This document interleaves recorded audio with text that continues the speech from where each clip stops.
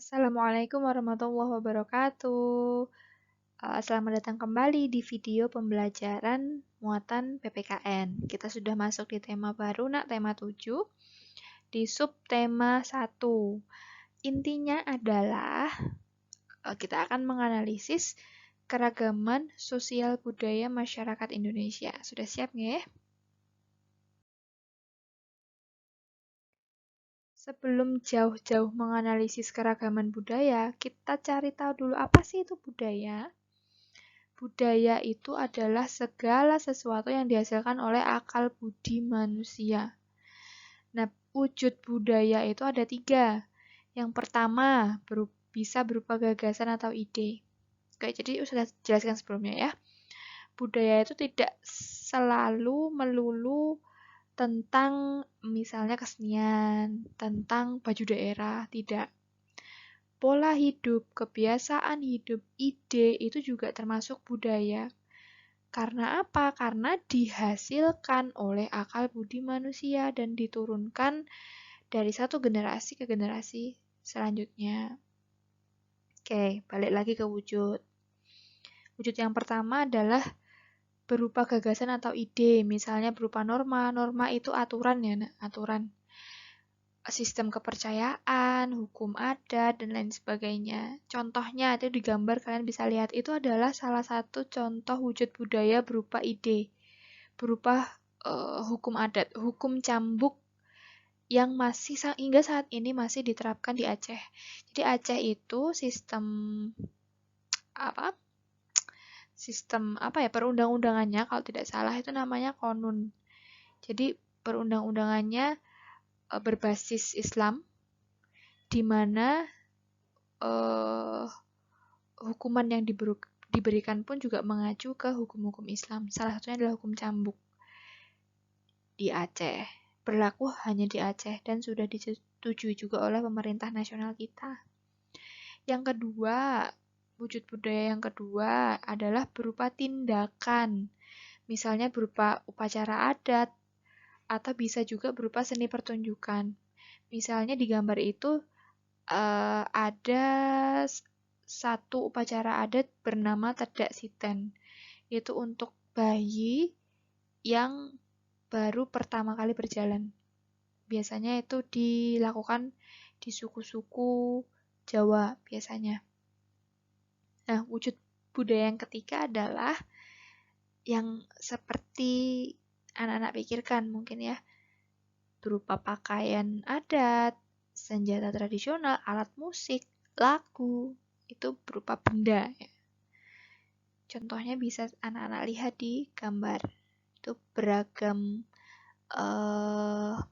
busana daerah yang dikenakan ya.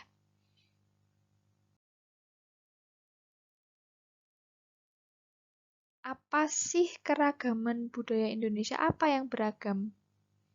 Nah, berdasarkan survei sensus Badan Pusat Statistik atau BPS, Badan Pusat Statistik itu adalah lembaga yang memang mendata berbagai hal di Indonesia. Nah, BPS ini mendata jumlah suku tahun 2010 dan ternyata terungkap kita itu memiliki 1.340 suku bangsa loh ya. Sangat beragam. Inilah yang menjadikan kita Indonesia itu disebut sebagai bangsa yang majemuk atau bangsa yang multikultural. Multikultural berasal dari 2 kata sebelumnya. Multi itu artinya banyak, kultural itu artinya budaya, jadi banyak budaya. Bayangkan 1.340 suku bangsa loh ya, semuanya masing-masing punya bahasa sendiri, punya baju sendiri, punya kebiasaan-kebiasaan tersendiri. Sangat beragam ya, alhamdulillah. Nah, pertanyaannya sekarang, kok bisa sebanyak itu? Apa yang menyebabkan kita itu punya banyak bangsa, punya banyak ras, punya banyak agama? Ada 3 alasan utama ya, faktor-faktor yang menyebabkan budaya kita itu bisa beragam. Baik, penyebab pertama keragaman budaya Indonesia itu adalah letak Indonesia yang strategis. Strategis itu artinya mudah dijangkau. Kok bisa mudah dijangkau? Nah, anak-anak bisa lihat di peta. Kita itu berada di posisi silang. Ping, silang, cross. Silang antara apa dan apa? Coba kita perhatikan. Kita itu diapit oleh dua samudra, Samudra Pasifik dan Samudra Hindia, yang mana ini merupakan jalur transportasi laut internasional, ya kan? Selain itu, kita juga diapit oleh dua benua, benua Australia dan benua Asia. Yang ini juga jadi jalur transportasi, bisa udara, bisa laut. Nah, apa keuntungannya dari posisi ini?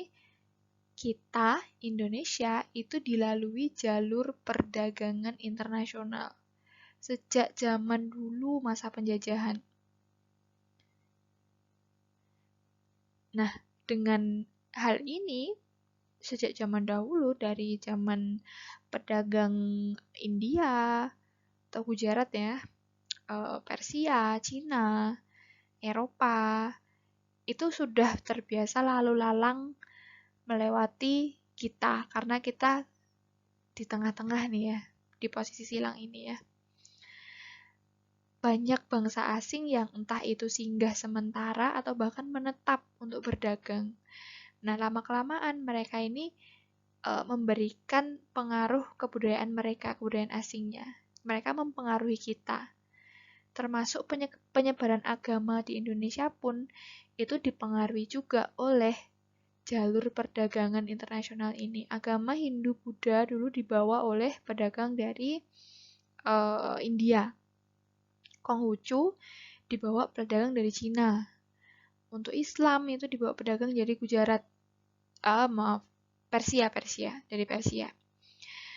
Untuk pedagang-pedagang Eropa, Belanda, lalu Inggris itu membawa agama Nasrani, gitu. Baik, mengapa kita bisa beragam? Penyebab yang kedua adalah karena kita negara kepulauan, the Indonesian Archipelago. Ini artinya Indonesia itu negara kepulauan, terdiri dari banyak pulau. Setiap pulau tentu memiliki kebudayaan masing-masing. Inilah yang menyebabkan kita beragam, karena kita terdiri dari banyak sekali pulau ya. Baik itu pulau yang besar maupun pulau-pulau kecil. Penyebab yang ketiga adalah karena adanya perbedaan geografis atau perbedaan kondisi alam dan iklim yang sudah kita pelajari di muatan IPS ya, tetapi ya di tema 6 kemarin. Perbedaan kondisi alam, perbedaan iklim itu berdampak tentu pada mata pencahariannya masyarakat kita. Kalau yang berada di dataran rendah, mayoritas petani, punya adat istiadat sendiri, punya pola hidup kebiasaan sendiri. Ingat, budaya itu tidak hanya tentang baju tradisional, baju daerah, alat musik tradisional, lagu daerah, tidak. Budaya itu lebih luas. Budaya itu ya pola hidup. Nah, anak-anak masih ingat mungkin kemarin studi kasus kita di IPS tentang tradisi perburuan ikan paus. Nah, itu kan berawal dari mata pencaharian sebagai nelayan. Lalu timbullah corak-corak budaya tersendiri yang khas. Nah, di NTT itu kemarin, tradisi khasnya adalah berburu paus. Gitu nggih, itulah yang menyebabkan kita itu Indonesia itu beragam budayanya, beragam sukunya. Oke, tadi sudah belajar apa saja yang menyebabkan suku, ras kita itu beragam. Ada 3 alasan penting tadi ya, faktor penting. Nah, sekarang kita akan mengenal apa itu ras, apa itu suku, apa saja ras dan suku yang ada di Indonesia. Nah, ras itu adalah penggolongan suatu suku bangsa. Nah, didasarkan pada ciri-ciri fisik tertentu. Jadi nanti setiap ras itu beda ciri fisiknya. Ada 4 besar di sini. Sudah hidupkan kursornya ya. Ada 4 besar ras yang sangat berkaitan erat dengan nenek moyang kita ya. Kelompok ras yang pertama ini adalah ras Papua Melanesoid. Nah, ciri fisiknya demikian. Biasanya ini terdapat di suku-suku di Papua, di Pulau Aru, dan di Pulau Kai. Ini adalah bagian kebanggaan juga dari Indonesia. Yang kedua ini adalah ras Negroid. Ras Negroid ini biasa ditemukan di suku Semang, di Semenanjung Malaka, dan di masyarakat-masyarakat Mikopsi di Kepulauan Andaman. Selanjutnya kita mempelajari ras Wedoid. Nah, ras Wedoid ini dengan foto demikian. Nah, foto ini adalah foto suku Enggano di Pulau Enggano ya. Selain di Enggano, ras Wedoid ini juga bisa ditemukan di suku Sakai di Siak Riau, juga ditemukan di masyarakat Kubu di Sumatera Selatan dan Jambi, di masyarakat Tomuna di Pulau Muna, dan masyarakat Mentawai di Kepulauan Mentawai. Selanjutnya ada ras Melayu Mongoloid. Nah, ras Melayu Mongoloid ini bisa kita bagi menjadi dua. Nah, yang pertama adalah Proto Melayu atau Melayu tua. Contohnya itu di suku Batak, suku Toraja, dan suku Dayak. Yang dipercaya ras Melayu tua atau Proto Melayu ini adalah nenek moyang bangsa Indonesia. Nah, yang kedua, di pembagian ras Melayu ini ada tadi Melayu tua, sekarang Melayu muda. Jawa itu juga termasuk di ras Melayu muda. Contoh lain ada suku Minangkabau, ini di Sumatera Barat. Begitu, ini tentang ras. Nah, sekarang suku. Apa itu suku? Suku itu bisa kita artikan sebagai golongan manusia yang anggotanya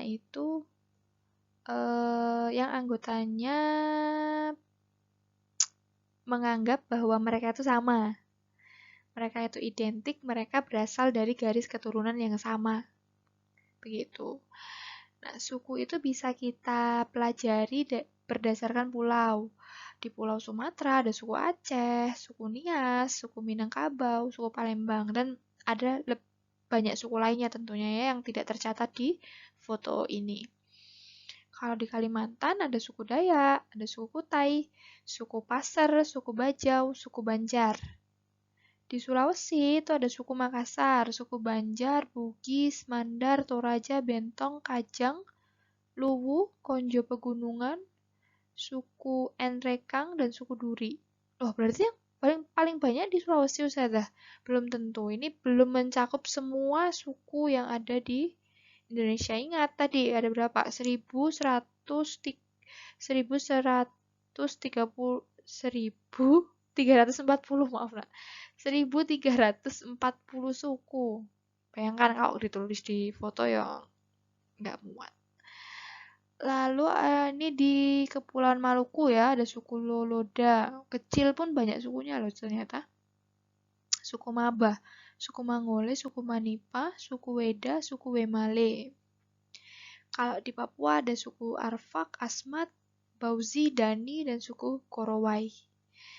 Kalau di Jawa, belum. Kalau di Bali dan Nusa Tenggara ada suku Bali, Sasak, Sumbawa, Bima, dan Manggarai. Kalau di Jawa ada suku Sunda, suku Baduy, suku Jawa, suku Madura, suku Tengger, dan suku Osing.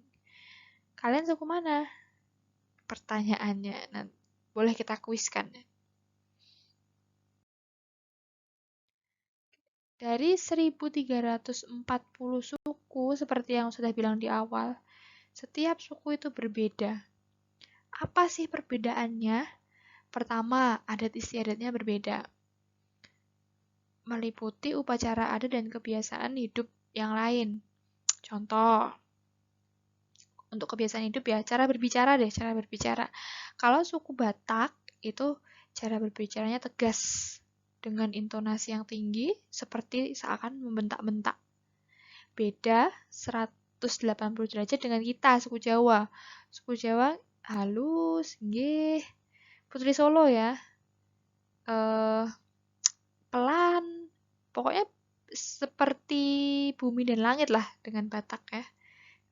Adatnya berbeda, Bali ada ngaben atau pembakaran jenazah ya. Di Sulawesi itu ada yang tidak dikubur itu ya.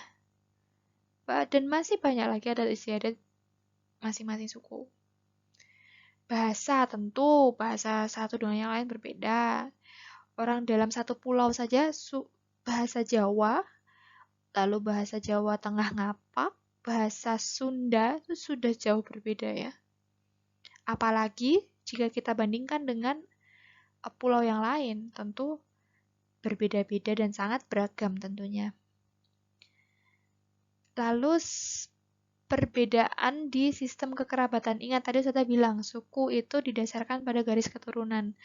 Nah, garis keturunan yang mereka anut itu juga beda-beda. Ada 3 garis keturunan. Yang pertama adalah patrilineal. Patrilineal, papa. Berarti dari sistem keturunan garis ayah. Gitu ya. Nah, di sistem kekerabatan ini biasanya laki-laki yang lebih dijunjung tinggi, lebih dihormati. Biasanya seperti itu.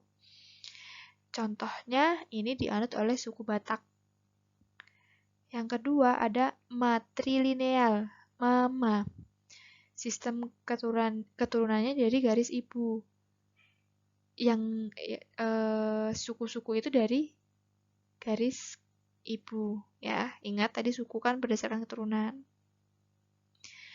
Contohnya ini dianut oleh suku Minangkabau. Jadi di suku ini yang dianggap superior atau yang dianggap wah, yang dijunjung tinggi itu justru yang perempuan. Beda ya. Nah, ada juga keduanya, tidak membedakan antara ayah dan ibu, semuanya diperhitungkan sebagai garis keturunan. Ini namanya bilateral atau parental, biasanya dianut oleh suku Jawa. Lalu unsur pembeda yang lain adalah kesenian daerah. Ya, jelas alat musiknya berbeda. Di Jawa Barat ada angklung. Di kita ada gamelan Jawa, ada saron, bonang, dan lain sebagainya. Nanti ada juga sasando di Nusa Tenggara. Dan masih banyak lagi. Lagu daerah beda, tarian beda, seni lukis beda, seni pahat beda, seni ukirnya berbeda. Semuanya ini berbeda ya. Nah, saking banyaknya keragaman, lalu bagaimana Ustazah cara kita menyikapinya? Apakah kita harus mengagungkan punya kita sendiri, melebihkan punya kita sendiri? Atau kita boleh menjelekkan yang lain? Wah, itu dilarang. Ingat kembali nak semboyan negara kita, Bhinneka Tunggal Ika. Walaupun berbeda-beda, tapi tetap satu jua. Artinya apa? Setiap suku yang ada itu sama derajatnya. Tidak ada yang lebih dan tidak ada yang kurang. Semuanya saling melengkapi menjadi satu kesatuan budaya nasional. Ya. Jadi kita harus saling menghargai. Kita tidak boleh mengagungkan punya kita dengan menjelekkan punya yang lain, tidak. Dari Sabang sampai Merauke semuanya sama. Semuanya merupakan kebanggaan, kekuatan, kekayaan dari Indonesia ya. Indonesia itu dikenal di dunia internasional ya karena multikulturalnya ini, keragaman masyarakatnya, sosial budaya masyarakatnya, dan juga banyaknya sumber daya yang dimiliki. Walaupun sampai saat ini kita masih belajar untuk mengolah sumber daya tersebut ya. Nah, cara melestarikannya sekarang gimana nih, Ustazah? Ada 5 cara di situ. Yang pertama, kita mengadakan kegiatan pengenalan dan penyebaran budaya nasional kepada masyarakat. Sekarang kan semakin luntur ya. Bahkan mungkin kalian pun kalau ditanyain ini baju adat mana? Lagu DIY itu apa saja? Lagu Jawa Tengah itu apa saja? Bagaimana lagunya itu pasti kalian juga sudah lupa atau bahkan nggak tahu ya. Nah, ini tugas kita bersama ya. Sosialisasi, penyebarluasan budaya nasional kita ini kepada masyarakat kita sendiri dan masyarakat luar negeri. Yang kedua, merawat situs-situs dan temuan-temuan sejarah, benda-benda sejarah. Situs sejarah, kalau di sini contohnya mungkin pemandian Taman Sari, lagi ya, museum-museum, itu kan banyak, itu harus dirawat. Pengembangan budaya daerah dan nasional melalui pendidikan, misalnya ada mata pelajaran muatan lokal batik ya. Walaupun kalian dapat batik itu mungkin nanti di akhir semester kalau mau PAT itu biasanya dulu kalau tatap muka. Dengan juga muatan lokal bahasa Jawa. Itu artinya juga sudah dikenalkan budaya kita, bahasa daerah kita sesuai sukunya kan. Yang keempat, menghormati budaya sendiri dan daerah lain. Tidak boleh melebih-lebihkan budaya sendiri karena ingat kita semua sama, kita semua beda, tapi kita semua sama derajatnya. Ya, walaupun kelihatannya beda tapi tetap satu Indonesia. Dan nah ini yang terakhir nih, kita hendaknya tidak boleh lelah, letih untuk mempelajari budaya kita sendiri. Kalau bukan kita, siapa lagi yang mau mempelajari budaya kita? Nanti keburu diambil bule-bule loh ya. Bule-bule itu sudah semangat untuk belajar gamelan, belajar bahasa Indonesia. Bahkan universitas-universitas di luar negeri itu sudah membuka jurusan bahasa Indonesia loh nak ya. Hati-hati ya. Nanti kalian yang nggak bisa bahasa Indonesia, malah si bule yang bisa.